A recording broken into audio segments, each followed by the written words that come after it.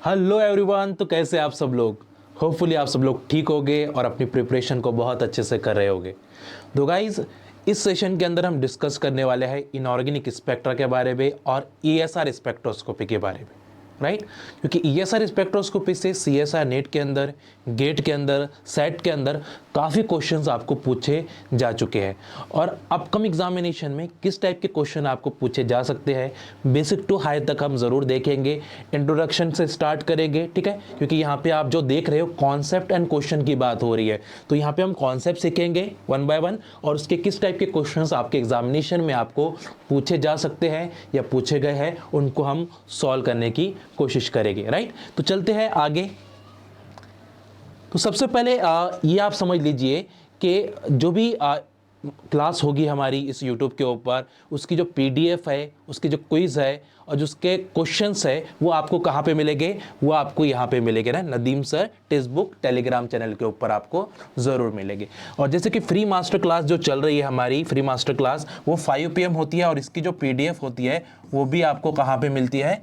ये Telegram channel के ऊपर आपको मिलती है ना। यूट्यूब सेशन की जो PDF है वो भी आपको इस टेलीग्राम चैनल के ऊपर मिलेगी, राइट। टेलीग्राम, तो आपको क्या करना है, इस टेलीग्राम चैनल को ज्वाइन कर लेना, क्योंकि यहाँ से बहुत सारी चीज़ें आपको मिलने वाली है। जैसे डेली 7 PM पर हमारे क्विज होते हैं,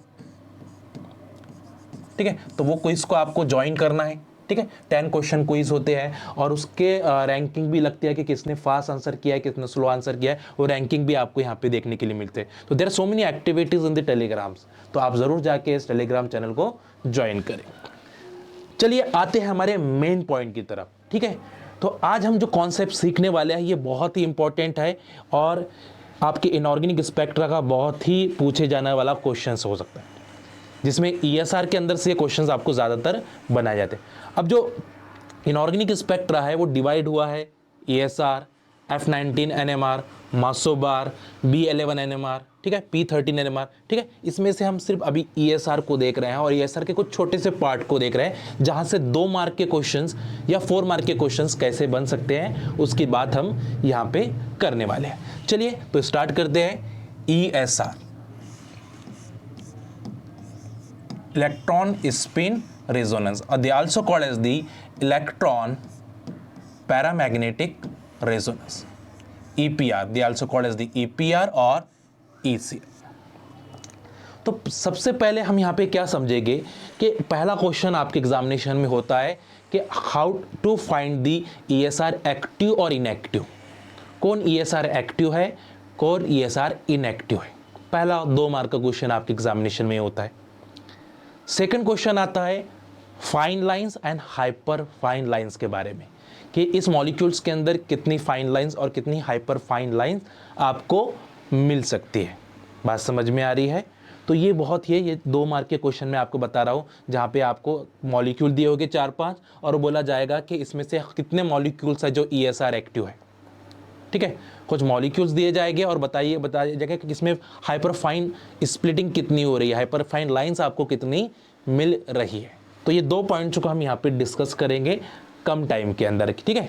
तो सबसे पहले condition for the ESR activity. ESR active कब हो सकता है? तो अगर इसके नाम के अंदर ही सारी चीजें दी गई है आपको, electron paramagnetic resonance, that means the molecule containing unpaired electrons. क्या होने चाहिए? Molecules containing unpaired electron. अगर किसी मॉलिक्यूल्स के पास अनपेयर्ड इलेक्ट्रॉन्स है तो वो क्या हो जाएगा? ESR active. ईएसआर एक्टिव हो जाएगा, ईएसआर एक्टिव। ऐसा ही बोल सकते हैं, द कंडीशन इज, कोई मॉलिक्यूल्स अगर पैरामैग्नेटिक है, पैरामैग्नेटिक है, तो ये भी क्या हो जाएगी? ESR active. पैरामैग्नेटिक कब हो सकता है? जब मॉलिक्यूल्स के पास अनपेयर्ड इलेक्ट्रॉन्स हो, यस और नो। और कोई मॉलिक्यूल्स आपके डायामैग्नेटिक है तो वो क्या हो जाएंगे? ESR inactive. तो हमने पहले कंडीशन समझी कि what is the condition for the ESR activity. What is the condition for ESR activity? रहे सुनो कि जो क्या हो जाएगी आपकी अनपेयर्ड इलेक्ट्रॉन्स होने चाहिए।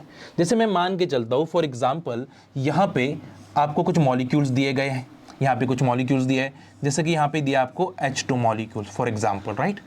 ये मॉलिक्यूल्स है आपके डायटमिक मॉलिक्यूल बोला जाता है इसको, this called as a diatomic molecules, right. For examples यहाँ पे आपको दिया गया है B2 मॉलिक्यूल, B2 मॉलिक्यूल। अब इन दोनों मॉलिक्यूल्स में जो बोला कि कौन सा ESR एक्टिव है, विच मॉलिक्यूल्स आर ESR एक्टिव, तो इसके लिए हमें देखना पड़ेगा कि इनके पास अनपेयर्ड इलेक्ट्रॉन्स है या नहीं है। जैसे कि अगर हम molecular orbital diagram of hydrogen बनाते हैं, हाइड्रोजन की जब मॉलिक्यूलर ऑर्बिटल डायग्राम बनाते हो तो यहाँ पे आ जाते हैं 1s एटॉमिक ऑर्बिटल्स और इधर आ जाते हैं आपके 1s। आउटर मोस्ट इलेक्ट्रॉन्स कितने होते हैं, 1 और ये 1। जब लीनियर कॉम्बिनेशन होता है तो the formation of sigma bonding और सिग्मा एंटी बॉन्डिंग, तो ये हो जाएंगे 1 sigma gerade bonding and 1 sigma ungerade anti bonding. कितने इलेक्ट्रॉन्स है, 2 electron and both electrons are paired and that simply called as the highest occupied molecular orbitals. तो number of unpaired electrons यहाँ पे कितने आ गए हैं, 0 आ गए। That means there is no radical, there is no free radical, all electrons are paired. इसलिए जो H2 मॉलिक्यूल्स है आपके ये क्या हो जाएंगे, ESR इनएक्टिव है, ESR इनएक्टिव। अगर मुझे इसको एक्टिव बनाना है, हाइड्रोजन मॉलिक्यूल का अगर मुझे एक्टिव बनाना है तो एक इलेक्ट्रॉन्स को क्या करना पड़ेगा, मुझे यहाँ से निकालना पड़ेगा। एक इलेक्ट्रॉन को यहाँ से निकालूंगा तो ये क्या हो जाएगा, H2 रेडिकल हो जाएगा। और ऑब्वियसली या ऐड करो या रिमूव करो, ठीक है, ऐड करो या रिमूव। मैं तो मैंने मान के चला भाई ऐड कर दिया तो एक रेडिकल आ गया है तो ये क्या हो गया आपका, एक्टिव हो गया। एक इलेक्ट्रॉन रिमूव कर दिया है तो अनपेयर्ड इलेक्ट्रॉन्स मिल जाएंगे, एक इलेक्ट्रॉन्स को ऐड कर दिया तो अनपेयर्ड इलेक्ट्रॉन्स मिल जाएंगे। इसका मतलब H2 रेडिकल जो होते हैं आपके वो एक्टिव होते हैं, ESR एक्टिव होते हैं, बट ये क्या है आपके inactive. Hopefully you understand the concept of ESR activity.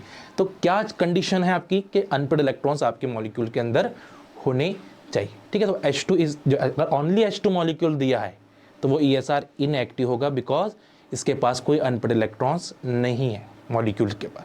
और B2 की बात करते हैं, B2 है, B2 की टोटल नंबर ऑफ इलेक्ट्रॉन्स होते हैं 10 और 10 इलेक्ट्रॉन्स आते हैं तो हम यूज करते हैं असिमेट्रिकल मॉलिक्यूलर ऑर्बिटल डायग्राम। क्या यूज करते हैं हम, asymmetrical molecular orbital diagram. Asymmetrical molecular orbital diagram हम सिर्फ P वाले यूज करेंगे, 1s2 2s2 नहीं यूज करेंगे अभी, कि P से भी निकल जाएगा आपका आंसर, है ना।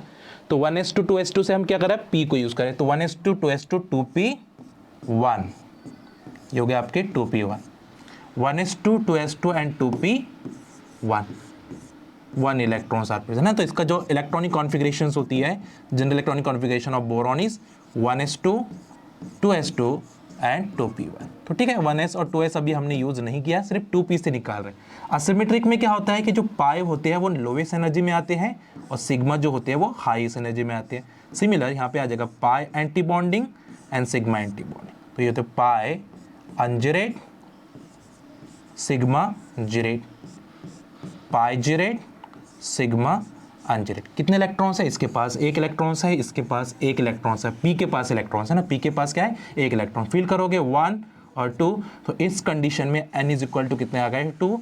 अनपेयर्ड इलेक्ट्रॉन्स 2 आ गए और अनपेयर्ड इलेक्ट्रॉन्स 2 आ गए, इसका मतलब ये मॉलिक्यूल क्या हो जाएगा, ESR एक्टिव हो जाएगा। तो B2 मॉलिक्यूल क्या हो गया आपके, ESR active because the presence of unpaired electrons. इस मॉलिक्यूल से अब निकालने की जरूरत नहीं या ऐड करने की कोई जरूरत नहीं, क्योंकि B2 मॉलिक्यूल के पास क्या है, अनपेयर्ड इलेक्ट्रॉन्स है। तो B2 मॉलिक्यूल का हम क्या निकाल सकते हैं, ESR स्पेक्ट्रम निकाल सकते हैं, बट H2 मॉलिक्यूल का ESR स्पेक्ट्रम नहीं निकालेगी, फिर H2 रेडिकल बनाना पड़ेगा उसको। आई की नहीं बात समझ में, H2 रेडिकल बनाना पड़ेगा, जब जाके उसका हम स्पेक्ट्रम निकाल सकते हैं। तो पहली कंडीशन हमारी समझ में आ गई है कि कोई भी मॉलिक्यूल और कॉम्प्लेक्स ESR एक्टिव कब हो सकता है, जब उसके पास फ्री रेडिकल हो या फिर अनपेयर्ड इलेक्ट्रॉन्स हो, अनपेयर्ड इलेक्ट्रॉन्स हो, ठीक है। तो ये बेसिक सी कंडीशंस थी जो हमने यहाँ पे समझने की कोशिश की है, ठीक है। तो अब ये बहुत सारे मॉलिक्यूल्स आपको दिए जाएंगे, डायटमिक मॉलिक्यूल्स आपको दिए जा रहे हैं। जैसे यहाँ पे आपको दिया है C2, यहाँ पे दिया आपको N2, फॉर एग्जाम्पल यहाँ पे दिया आपको O2, और बोला जाए कि इनमें से कौन ESR एक्टिव है और कौन ESR इनएक्टिव है। पहले हम बेसिक से कंडीशन दे रहे हैं कि अगर आपको डायटमिक मॉलिक्यूल दिया जा रहा है या होमोडायटमिक मॉलिक्यूल दिया जा रहा है, हाइड्रोडायटमिक मॉलिक्यूल दिया जा रहा है, तो उसको हम कैसे आइडेंटिफाई करेंगे कि ESR एक्टिव है या इनएक्टिव है। तो उस कंडीशन आपने देख ली है। तो अब यहाँ पे देखिए इसके पास टोटल नंबर ऑफ इलेक्ट्रॉन्स आ गए हैं 12। जहाँ पे भी 14 और 14 से कम होती है वहाँ पे हम यूज़ करते हैं असिमेट्रिकल मॉलिक्यूलर ऑर्बिटल डायग्राम। क्या यूज़ करते हैं हम? Asymmetrical molecular orbital diagrams. तो चलिए लिखा देते हैं। तो 1s2 2s2 एंड 2p2 आ जाता है। ठीक है, कार्बन की electronic configuration is 1s2 2s2 and 2p2। इस कार्बन की भी इलेक्ट्रॉनिक कॉन्फ़िगरेशन क्या आ जाएगी? 1s2 2s2 and 2p2। ठीक, असिमेट्रिकल है इसलिए हम क्या कर रहे हैं? पाई बॉन्ड्स को लोवेस्ट में रख रहे हैं, then sigma, then pi anti bonding और सिग्मा एंटी बॉन्डिंग। ठीक है, तो ये हो गया आपके पाई अनजिरेट, सिग्मा जिरेट, पाई जिरेट एंटी बॉन्डिंग और सिग्मा अनजिरेट एंटी बॉन्डिंग। कितने इलेक्ट्रॉन्स है? 4 इलेक्ट्रॉन्स है। ये 1 इलेक्ट्रॉन्स, 2 इलेक्ट्रॉन्स, 3 इलेक्ट्रॉन्स और फिर तो filling of electrons according to the aufbau principle, Pauli exclusion principle और हर्ट्ज के हिसाब से जाना पड़ेगा। तो ये आ जाएगा 1 2 3 4। तो all electrons are paired, there is no unpaired electron, that's why this C2 is also diamagnetic और ESR इनएक्टिव। तो ये क्या हो जाएगी? ESR inactive. तो C2 molecules are ESR inactive. N2 को भी निकालोगे, N2 के टोटल नंबर ऑफ इलेक्ट्रॉन्स कितने हो रहे हैं? 7 और 7 14। तो यहाँ पे भी हम क्या यूज करेंगे? Asymmetrical molecular orbital diagram. We also use the asymmetrical molecular orbital diagram for the N2 molecule. General electronic configurations, nitrogen की जो इलेक्ट्रॉनिक कॉन्फ़िगरेशन होती है, दिस इज 1s2 2s2 और 2p कितना आता है? 3। सेकेंड नाइट्रोजन की इलेक्ट्रॉनिक कॉन्फ़िगरेशन भी क्या आती है? 1s2 2s2 2p 3। तो यहाँ पे मैं इसी डायग्राम को यूज कर लेता हूँ। ठीक है, तो एक इलेक्ट्रॉन और ऐड कर देंगे, यहाँ पे एक इलेक्ट्रॉन। तो 1s2 2s2 2p कितने हो गए आपके? 3 हो गए। तो यही डायग्राम यूज आएंगे ना, क्योंकि असिमेट्रिकल है। फिलिंग करोगे 3 और 3 6, 1 2 3 4 5 और 6। इसका मतलब यहाँ पे भी जो नंबर ऑफ अनपेयर्ड इलेक्ट्रॉन्स आ रहे हैं वो 0 आ रहे हैं। दैट्स वाई ये भी आपका ESR इनएक्टिव हो जाएगा। ये भी क्या हो जाएगा? ESR inactive. ESR। ऑक्सीजन की बात करते हैं। ऑक्सीजन के टोटल नंबर ऑफ इलेक्ट्रॉन्स हो गए हैं 8 और 8 16। तो ग्रेटर देन 14 आए तो यहाँ पे हम यूज करते हैं symmetrical molecular orbital diagram. Symmetrical molecular orbital diagram. तो क्या डिफरेंस है सिमेट्रिकल मॉलिक्यूलर ऑर्बिटल डायग्राम का? सिंपल सा डिफरेंस है कि यहाँ पे पाई लोवेस्ट एनर्जी में होते हैं और वहाँ पे सिग्मा आपके लोवेस्ट एनर्जी में होता है। तो इलेक्ट्रॉनिक कॉन्फ़िगरेशंस ऑक्सीजन की क्या आ जाती है? 1s2 2s2 2p4। तो हमें p वाले ही यूज करना है, 2px 2py 2pz, 2px 2py 2pz। तो ये हो जाएगा आपका 2p, ये हो जाएगा आपका 2p। तो 1s2 2s2 2p4 1 2 3 4 1 2 3 4। तो sigma symmetrical molecular orbital diagram में सिग्मा कहाँ चले जाएंगे? लोवेस्ट में। और पाई कहाँ चले जाएंगे? हाईएस्ट के अंदर। Then pi anti bonding and sigma anti bonding. तो इस डायग्राम को बोला गया है सिमेट्रिकल मॉलिक्यूलर ऑर्बिटल डायग्राम। चलिए बहुत सिंपल है, आसानी से आप समझ सकते हो। ठीक है, यहाँ पे 4 इलेक्ट्रॉन्स, यहाँ पे 4 8 इलेक्ट्रॉन्स हो गए। तो यहाँ पे लिखूंगा मैं सिग्मा जिरेट बॉन्डिंग, पाई अनजिरेट बॉन्डिंग, पाई जिरेट एंटी बॉन्डिंग और सिग्मा अनजिरेट एंटी बॉन्डिंग। तो 4 और 4 8 इलेक्ट्रॉन्स फील करते हैं। 1 2 3 4 5 6 7 8। तो इस कंडीशन में नंबर ऑफ अनपेयर्ड इलेक्ट्रॉन्स कितने आ गए? 2। इसका मतलब ये मॉलिक्यूल ESR एक्टिव हो जाएगा। क्या हो जाएगा? एक्टिव। क्यों? Because the presence of unpaired electron, presence of unpaired electron. तो पहली कंडीशन आपने समझ लिया है कि कंडीशन क्या है आपकी, कि आपके मॉलिक्यूल्स के अंदर क्या होनी चाहिए? अनपेयर्ड इलेक्ट्रॉन्स होंगे तो वो ESR एक्टिव हो जाएगा। ठीक है, और उसका हम ESR स्पेक्ट्रम निकाल सकते हैं। ठीक है, अब वो चाहे हाइड्रो हो चाहे होमो हो, आप किसका भी निकाल सकते हो। ठीक है, चाहे वो हाइड्रो हो होमो। जैसा कि यहाँ पे HF दिया है, HF दिया है फॉर एग्जांपल, यहाँ पे OH दिया है और यहाँ पे OH नेगेटिव दिया है। This is called as the hydro nuclear molecular diagram. तो इसके जब MOT हम निकालते हैं तो इसके अंदर जो इलेक्ट्रॉन्स होते हैं, पाई नॉन बॉन्डिंग के अंदर इलेक्ट्रॉन्स होते हैं, लास्ट इलेक्ट्रॉन्स, और इसकी अनपेयर्ड इलेक्ट्रॉन्स हो जाते हैं 0। यानी HF के अंदर कोई अनपेयर्ड इलेक्ट्रॉन्स होते ही नहीं है। इस वजह से n इज इक्वल टू 0 हो गया है और ये ESR इनएक्टिव हो जाएगा, इनएक्टिव। OH की बात करोगे तो OH के पास 1 अनपेड इलेक्ट्रॉन्स होते हैं according to molecular orbital diagram. इसके पास 1 अनपेड इलेक्ट्रॉन्स, तो OH दिया है ओनली, तो ये ESR एक्टिव हो जाएगा because 1 unpaired electrons.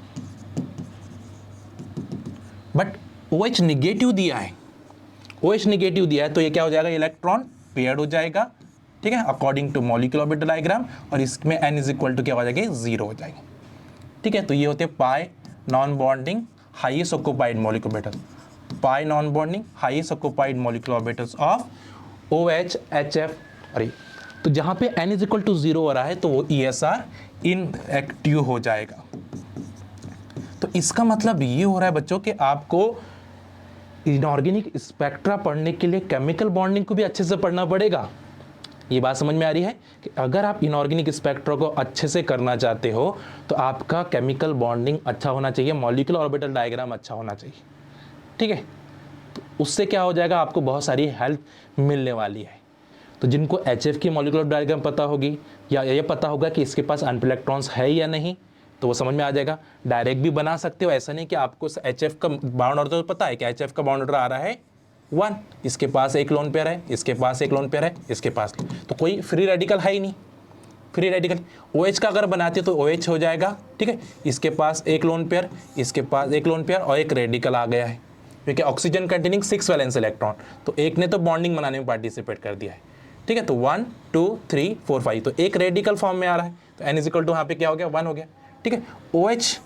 OH negative हो गया तो एक लोन पेयर, दूसरी लोन पेयर, एक अनपेड इलेक्ट्रॉन था, एक एडिशनल है, तो ये भी बना देगा लोन पेयर।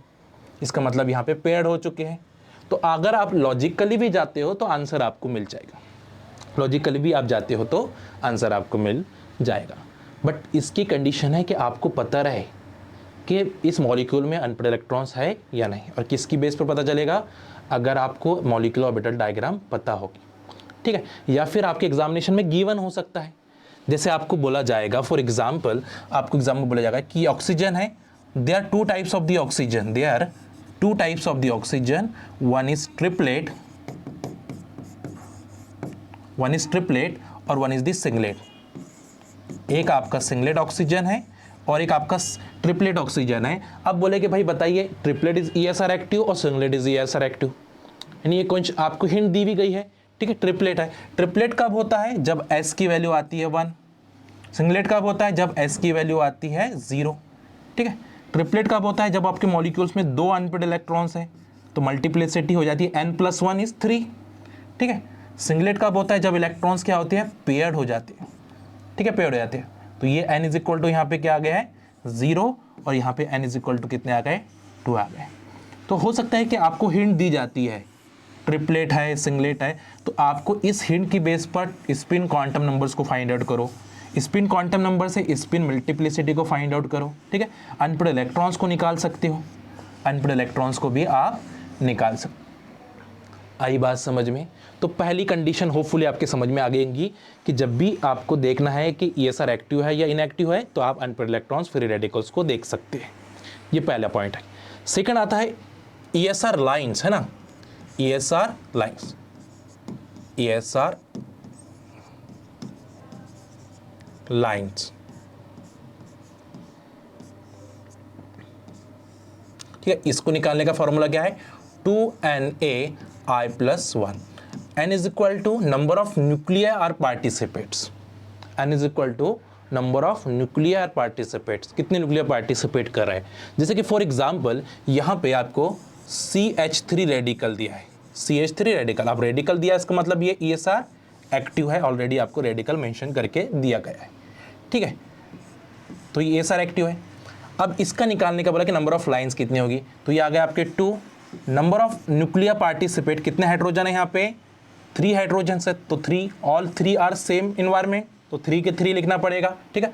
आई वैल्यू कितनी होती है हाइड्रोजन की, हाइड्रोजन की न्यूक्लियर स्पिन आती है हाफ आती है, तो कितना आ जाएगा, हाफ +1 एंड दिस 2 और 2 कैंसल, कितना आ जा रहा है, 4 आ रहा है, ठीक है, 4 एंड दिस 4 लाइंस आपको मिलेगी, 4 लाइंस आपको मिलेगी। कोई भी इसका निकाल सकते हो बच्चों, ठीक है, कोई प्रॉब्लम नहीं है। जैसे कि यहाँ पे H2 मॉलिक्यूल का दिया है, बेसिक से बेसिक मॉलिक्यूल लेते हैं हम, ठीक है। H2 मॉलिक्यूल रेडिकल दिया है, रेडिकल है इसका मतलब ये ESR एक्टिव है, एक्टिव है। तो यहाँ पे आ जाएगा 2NAI। कितने न्यूक्लियर पार्टिसिपेट कर रहे हैं? Obviously both hydrogens are participate because active nuclear है।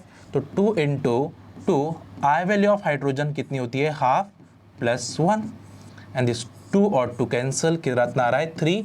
दस 3 trips, this called is the triplet और 3 लाइन्स हम इसको बोल सकते हैं। This 4 lines 3 lines right, okay.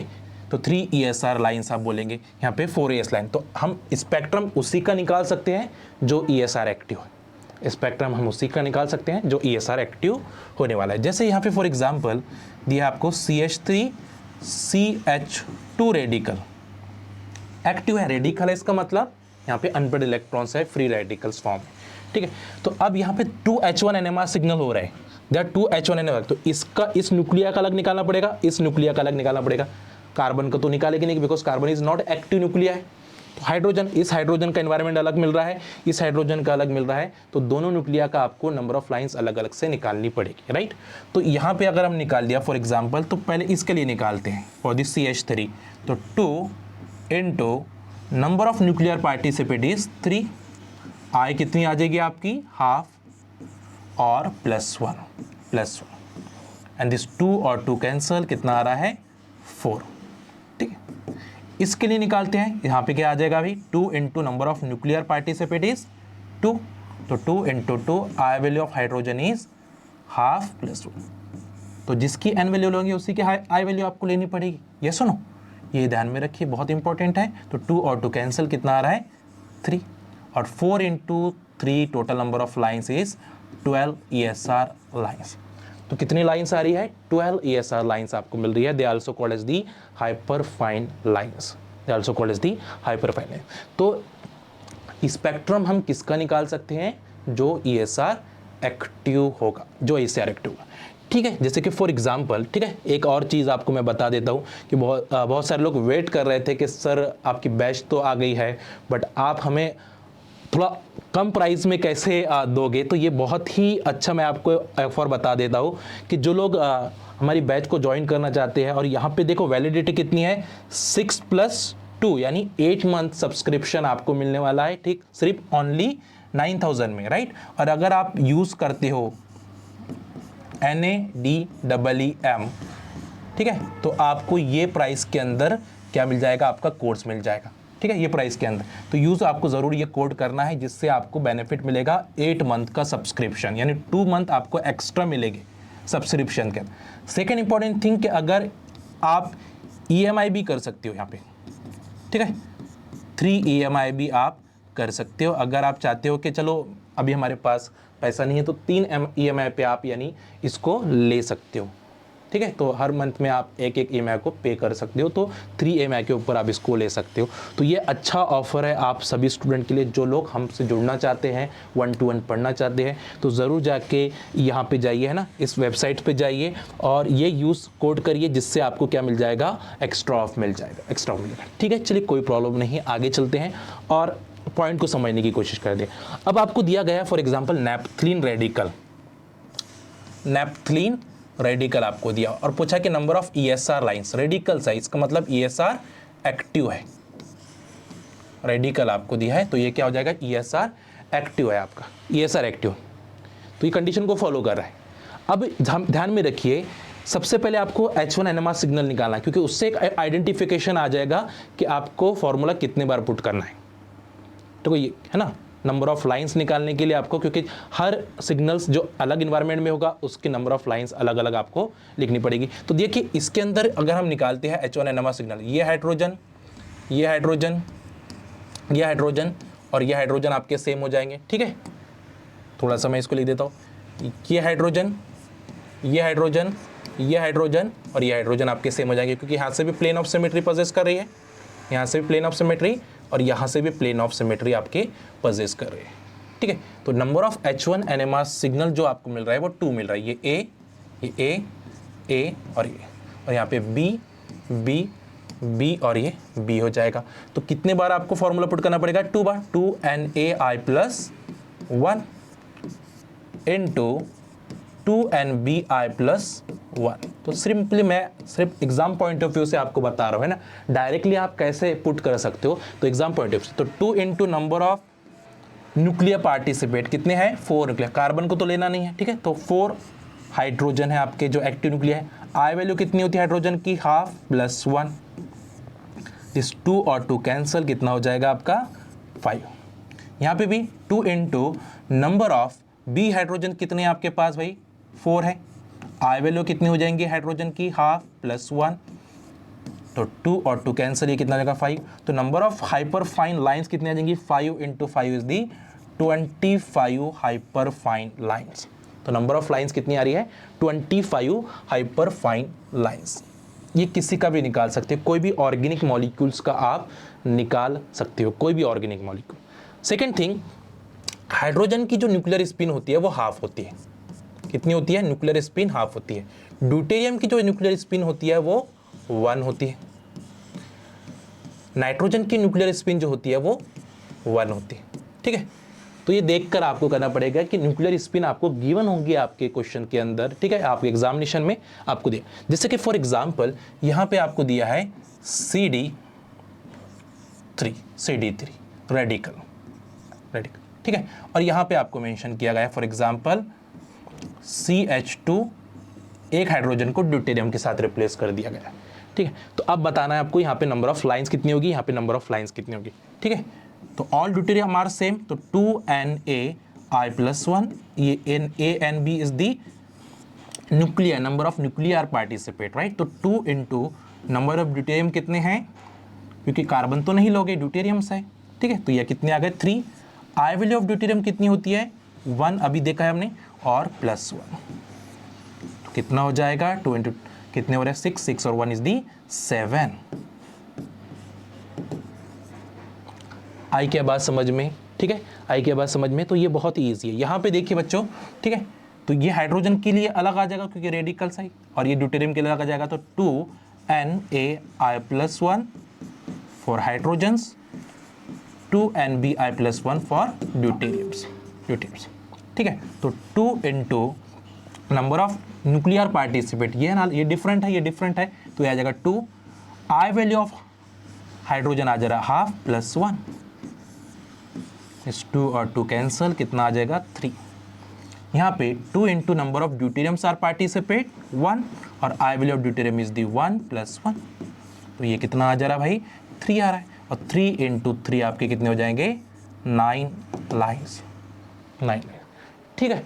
तो इस टाइप से आपके एग्जामिनेशन में क्वेश्चंस बनते हैं बेसिक 2 मार्क्स के ऊपर, है ना। और कभी कभी आपको यहाँ से पास्कल ट्रायंगल और नॉन पास्कल ट्रायंगल्स आपको पूछा जाता है, तो वो भी हम देखेंगे बट नेक्स्ट सेशन के अंदर। तो इस सेशन के अंदर हम सिर्फ ये समझने की कोशिश कर रहे थे कि हम हाइपर फाइन लाइन्स को कैसे कैलकुलेट करें और हम ESR एक्टिव और इनएक्टिव कैसे कैलकुलेट करें। तो मेरा सिर्फ यही था कि इस सेशन से आपके 2 मार्क्स तो बन जाए, मिनिमम 2 मार्क्स तो आपके बन जाए, और बन जाएंगे आपके 100%, मैं श्योर हूँ।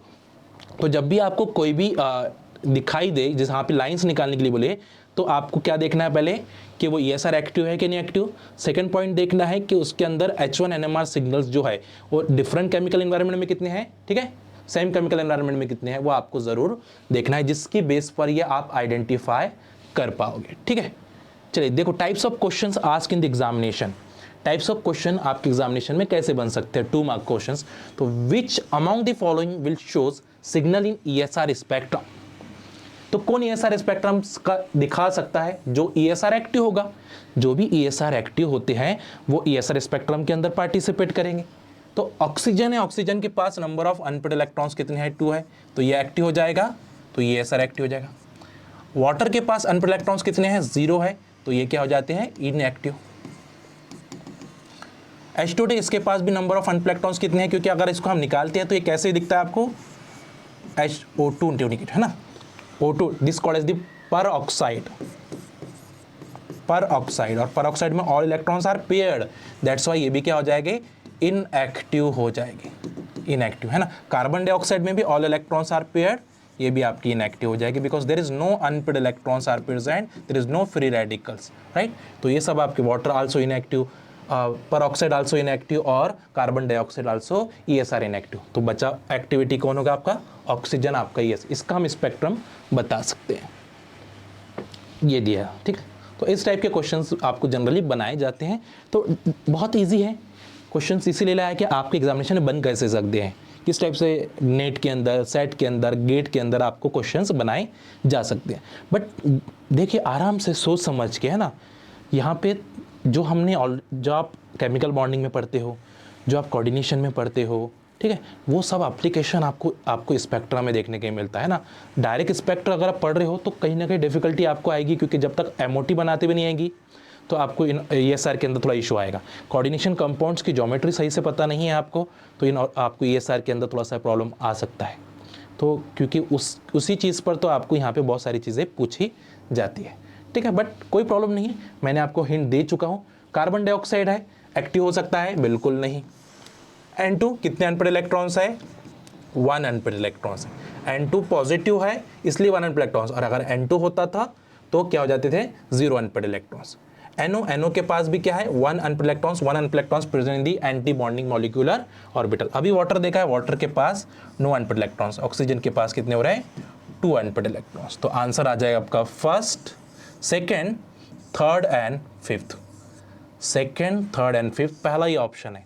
Second, third and fifth is the ESR active because the presence of unpaired electrons. चलिए ठीक है, नेक्स्ट क्वेश्चन जो हमने लाइंस, हाइपरफाइन लाइंस के बारे में पढ़ा है वो देख लेते हैं कि हाइपरफाइन लाइंस। तो ESR spectrum of anthracene radical anion consist of ESR spectrums anthracene radicals. Anthracene क्या होती है, एंथ्रासिन सबसे पहले एंथ्रासिन बना देना है, ये आपने बना दिया एंथ्रासिन। रेडिकल दिया है, इसका मतलब ये ESR एक्टिव है, ESR एक्टिव है, ESR एक्टिव, ठीक है, बात समझ में आ गई है। अब देखते हैं भाई कि यहाँ पे कितने H1 NMR सिग्नल है, क्योंकि उसके बेस पर हमें कितने बार फॉर्मूला पुट करना पड़ेगा वो हमें पता चलेगा कि कितने H1 NMR सिग्नल है, ठीक है। देखिए अब यहाँ से मैं प्लेन ऑफ सिमेट्री पास कर रहा हूँ, राइट, प्लेन ऑफ सिमेट्री मैं यहाँ से पास कर सकता हूँ बिल्कुल। तो ये हाइड्रोजन और ये हाइड्रोजन सेम है, और ये हाइड्रोजन और ये हाइड्रोजन सेम है, ये दोनों भी आपके सेम है, ठीक है। तो ये हो जाएगा आपका ए और ये, ठीक है। ये हाइड्रोजन्स और ये हाइड्रोजन आपके सेम है, ये हाइड्रोजन और ये हाइड्रोजन आपके सेम है, ठीक है। तो ये हो जाएगा बी और बी, और ये हाइड्रोजन्स और ये हाइड्रोजन्स आपके डिफरेंट हैं, ये हाइड्रोजन और ये हाइड्रोजन आपके सेम है, तो ये जगह सी। तो total number of H1 NMR signals यहाँ पे मिल गए 3 H1 NMR सिग्नल। क्योंकि ESR आप थोड़ी कोरिलेट करती है किसके साथ, ESR जनरली कोरिलेट करती है आपके NMR के साथ, कोरिलेट करती है ना। तो थोड़ा बहुत सारा कोरिलेशन आपको मिल जाएगा, थोड़ा सा बस रेडियो फ्रिक्वेंसी जो अलग अलग यूज़ की जाती है, बट बहुत सारा कोरिलेशन आपको ESR और NMR का मिलने वाला है, ठीक है। BSR तो 3 है, इसका मतलब यानी 3 बार आपको पुट करना पड़ेगा, तो आ जाएगा 2NAi+1, 2NBi+1, 2NCi+1। N is equal to number of nuclear participate, कितने न्यूक्लियर पार्टिसिपेट करें, तो ये आ जाएगा 2 इंटू ए, कितने हैं आपके पास 4, उसकी आई वैल्यू क्या होंगे हाइड्रोजन की, हाफ प्लस 1, दिस 4 और 4 कैंसिल, कितना आ रहा है 5, ठीक है। 2 इंटू बी न्यूक्लियर कितने आपके पास 4, आई वैल्यू कितनी आ जाएंगी इसकी, हाफ प्लस 1। बहुत सिंप्लीफाइड करके बता रहा हूँ गाइस, सिंपल लैंग्वेज में बता रहा हूँ कि आप कंफ्यूज कभी ना हो, नंबर ऑफ लाइंस निकाल। और सी कितने आपके पास 2 है, तो आप डायरेक्टली लिखोगे 2 into 2, I value of hydrogen is half plus 1 and 2 और 2 कैंसिल, कितना आ रहा है 3। तो कितना हो गया 5 इंटू 5 25, 25 इंटू 3 इज 75 लाइन्स। क्या हो गया भाई 75 लाइन्स आपको यहाँ पे मिल जाएगी, आंसर आ गया आपका, ठीक है। तो इसी टाइप से बनते हैं, ज़्यादा आपको डिफिकल्ट नहीं होता है, ठीक है। चलो ये क्वेश्चन आपके लिए होमवर्क है ना, और इस क्वेश्चन का आंसर आपको कमेंट बॉक्स के अंदर करना है कि number of hyperfine present in the CD2CH3 है ना, CD2CH3 तो CH3 के लिए अलग निकालना पड़ेगा, ड्यूटेरियम के लिए अलग निकालना पड़ेगा। कार्बन तो नेगेटिव है, it does not participate, right. तो इससे ड्यूटेरियम के लिए निकालिए, CH3 के लिए निकालिए और बताइए कि कितने number of hyper fine lines आपको मिलेगी, ठीक है। तो इसका आपको क्या करना है, कमेंट के अंदर पुट करना है आपका आंसर। मैं सबका आंसर ज़रूर चेक करूँगा कि कितने लोग यहाँ पे कर रहे हैं, और होपफुली आपको ये सेशन पसंद आया होगा। पसंद आया तो लाइक बटन को ज़रूर दबाएं, ठीक है, और सब्सक्राइब बटन को दबा दे, बेल आइकन को दबा दे, ठीक है। जिससे क्या हो जाएगा कि आपको आने वाले जो वीडियोस है, हमारे जो कॉन्सेप्ट वीडियोस है, उसका हेल्प आपको मिलती रहे, क्योंकि अब आपकी कॉन्सेप्ट की जो कॉन्सेप्ट एंड ट्रिक्स क्वेश्चंस वाले हैं वो डेली आपको मिलते रहेंगे। इसलिए आपको सब्सक्राइब बटन को दबा दीजिए, जिससे मैं भी आपसे कनेक्ट कर पाऊँ प्रॉपरली, आपके आंसर मैं चेक कर पाऊँ कि आप आंसर कर पा रहे हो या नहीं कर पा रहे, ठीक है। क्योंकि ऑनलाइन का बेनिफिट अगर आपको लेना है तो आपको डेली पार्टिसिपेट करते रहना पड़ेगा। चलिए गाइस, तो thank you so much. Hopefully आपने ये सारी चीज़ों को अंडरस्टैंड कर लिया होगा। तो मिलते हैं हम नेक्स्ट कॉन्सेप्ट के साथ, नेक्स्ट क्वेश्चन के साथ। इंपॉर्टेंट कॉन्सेप्ट देखेंगे और क्वेश्चंस भी मैं बना के लाऊंगा जो रेफरेंस बुक से होते हैं। और नेक्स्ट कॉन्सेप्ट आपका बहुत इंपॉर्टेंट है, मैं आपको अभी हिंट नहीं देता हूँ, ठीक है। फिर आप भी मुझे बताइए कि नेक्स्ट कॉन्सेप्ट मैं क्या लूँ। चलो ये भी आपकी तरफ छोड़ते हैं कि आपको लगता है कि न्यूक्लियर केमिस्ट्री से लेना चाहिए, आपको लगता है कोऑर्डिनेशन केमिस्ट्री से लेना चाहिए, आपको लगता है ऑर्गेनोमेटिक केमिस्ट्री से, तो नेक्स्ट कॉन्सेप्ट मैं लेकर आऊँगा आपके लिए, ठीक है। चलिए, thank you so much, happy learning और अपना ख्याल ज़रूर रखें।